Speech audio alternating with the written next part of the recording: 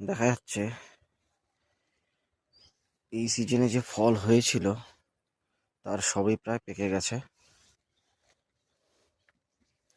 তবে এখনো গাছে ফুল আসছে। এই যে একটা বড় ফল, প্রায় 250-300 গ্রাম ওজনের একটা ফল। ফলটা একদম পাখিতে খেয়ে নিয়েছে। এখন সেখানে পিঁপড়ে রাজত্ব বসিয়েছে।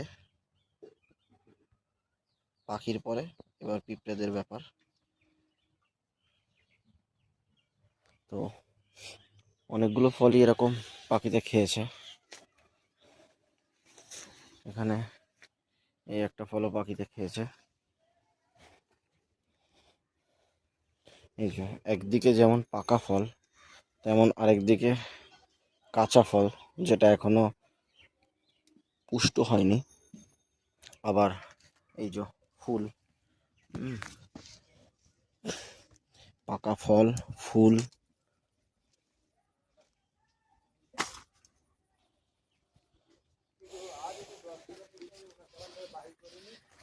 এই আর একটা ফল, এটাও পাখিতে খেয়ে নিয়েছে।